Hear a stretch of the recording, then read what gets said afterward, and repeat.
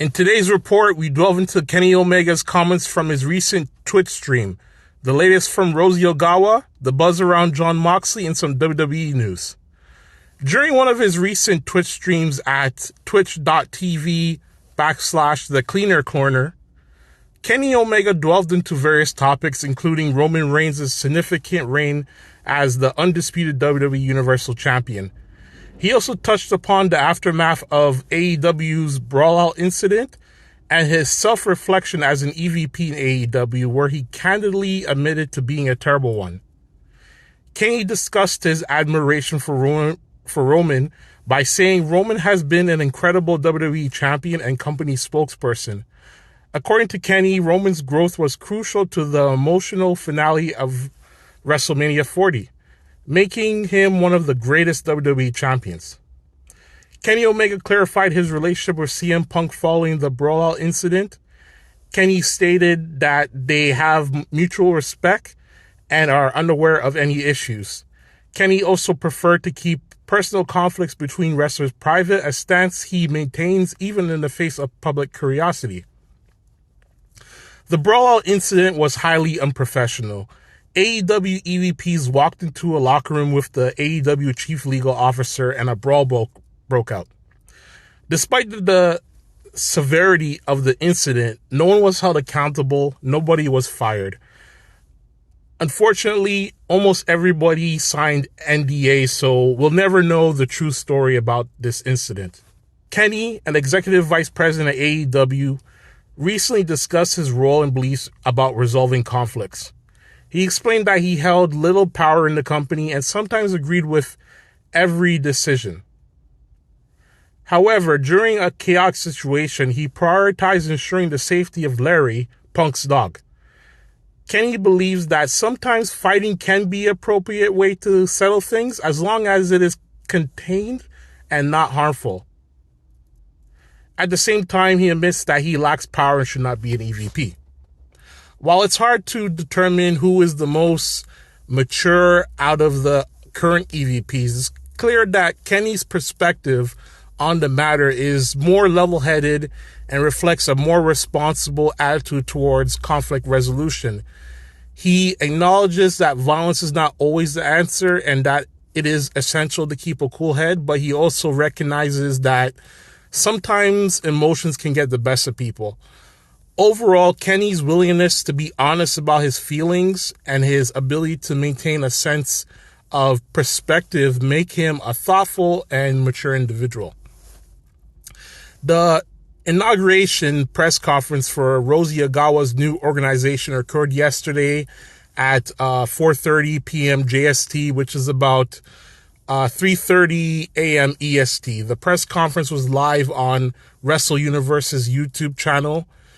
The new Rossy organization is named Dreamstar Fighting Marigold, and the pronunciation is Marigold and not Marigold, as some people have been saying. So it's pronounced Marigold. Marigold is a self-funded organization of Rossy. He's apparently using his retirement funds to fund this new organization. Marigold events will be streamed in English and Japanese on Wrestle Universe. Marigold is not part of Cyberfight, but will use their streaming service, Wrestle Universe.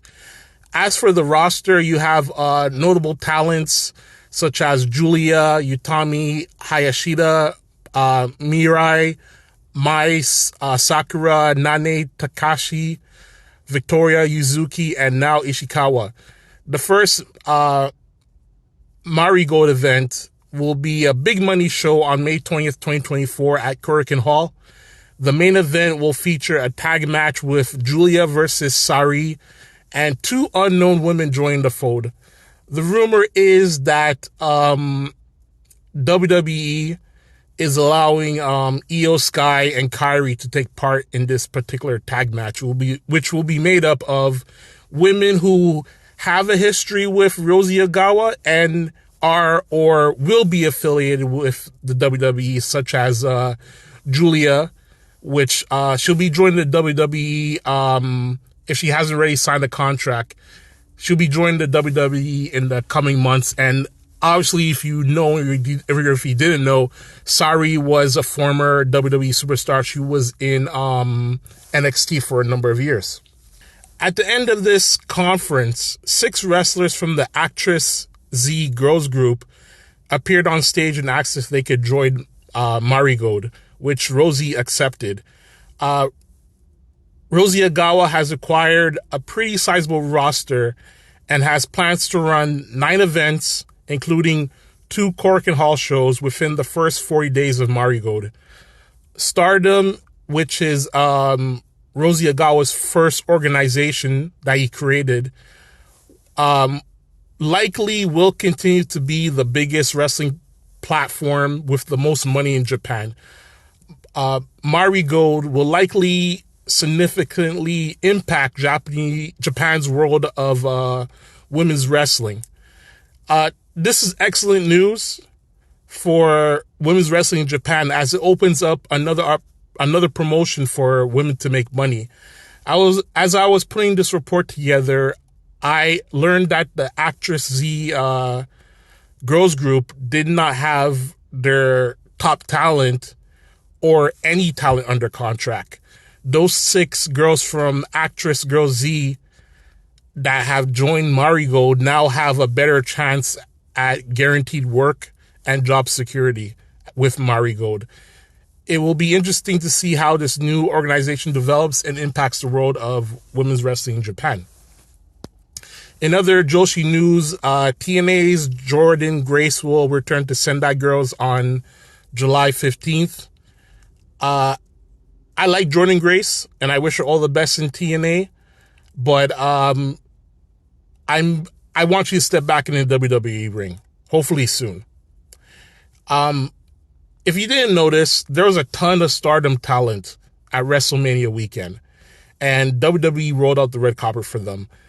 Starlight Kid had the following to say to Tokyo Sports, and I quote, "When I entered the venue, I was so moved by the scenery, that I had never seen before and wondered, are there many pro wrestling fans out there? I thought it would be great if I could hear Starlight Kid's entrance song here. It really made me realize how wide and big the world is." I personally would like to see Starlight Kid in the WWE, and who knows, maybe it might become a thing. We'll see next year. In WWE news, it is alleged that they are cutting back on using augmented reality content for television. I'm half and half on this. Some of the augmented stuff looks cool, such as with the Judgment Day and Drew McIntyre. I think the augmented stuff around Roman Reigns and Becky Lynch has to be finally permanently discredited and abandoned. Just cheesy stuff. In AEW news, which is close to my heart, Will Ospreay reveals that he needed somebody to read his AEW contract. Ospreay reflected on his experience in the education system and expressed the need for extra help on various issues such as autism, ADHD, and dyslexia. Ospreay feels embarrassed talking about these issues, but hopes that his achievements will encourage people not to discriminate against individuals with autism and similar conditions. Dyslexia runs in my family, and it hasn't stopped anyone from being leaders at work, nurses, teachers, or even a person like me having a YouTube channel giving you my weekly thoughts on professional wrestling. Thank you for sharing your issues, Ospreay. Many of us can relate to them, but we hesitate to discuss them. Finally, a week has passed, and a couple of days, and Roman Reigns and Seth Rollins lost their world championships in the WWE. Their former WWE partner picked up some heavyweight gold and became the newest member of the IWGP Champions Club, as Jon Moxley won the IWGP Championship. Moxley defeated Tetsuya Naito at New Japan Pro Wrestling's Windy City Riot to become the new champion. The match had been booked for the event for several months still. It was only made into a championship match bout after Naito successfully defended the title at the Sakura Genesis event against Yota Tsuji. Highlights of the match were shown on the April 13th edition of AEW Collision. Jon Moxley is set to appear this Wednesday, tomorrow, for Dynamite. And with that being said, this concludes this news update from the Round Number One YouTube channel. Take care.